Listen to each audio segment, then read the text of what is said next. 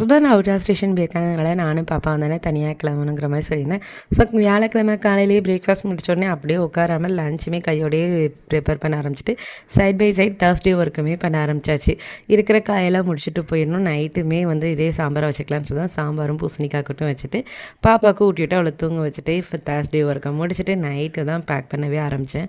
Friday morning தேவையான அளவுக்கு மாவு எடுத்து வச்சுட்டு மீதி எல்லா மாவையுமே ஊருக்கு பேக் பண்ணியாச்சு. எப்பொழுதுமே அம்மா வீட்டில் தானே கொண்டு வருவோம், இந்த தடவை நம்ம கொண்டு போவோங்கிற மாதிரி. ஏன்னா ஒருபடி மாவு வச்சுட்டு போனால் வம்பா போயிடும். அதனால தான் அப்படியே கையோடையே டின்னர்லாம் பேக் பண்ணி வச்சுட்டு ஹேண்ட்பேக்கில் எடுக்க வைக்க வேண்டியதெல்லாம் வச்சுட்டு டீ போட்டு பாத்திரம் எல்லாத்தையும் கழுவி கிச்சனையுமே சூப்பராக ரெடி பண்ணி வச்சாச்சு. இப்போ எப்படி வச்சுருக்கோம், ரிட்டன் வரும்போது எப்படி இருக்கோ தெரியல. இவங்க நல்லா வச்சிருந்தாலும் கரப்பாம்பூச்சி எப்படி வச்சுருக்கோன்னே தெரியல. எப்பொழுதுமே ஊருக்கு போகும்போது நேராகுது கிளம்புன்னு சொல்லுவாங்க. 5:30க்கு கிளம்பணும்னு சொன்னாங்கன்னா 5:30 வரைக்கும் கிளம்பிட்டே இருப்பேன். பட் இன்றைக்கி பார்த்தீங்கன்னா 4:45 கிளம்பிட்டு எப்பண்டா 5 மணி ஆகும் நானும் பாப்பாவும் வெயிட் பண்ணிட்டு இருந்தோம். லாங் வீடியோ போட்டாச்சு. ஃப்ரீ டைமில் பார்த்துட்டு எப்படி இருந்ததுன்னு சொல்லுங்கள்.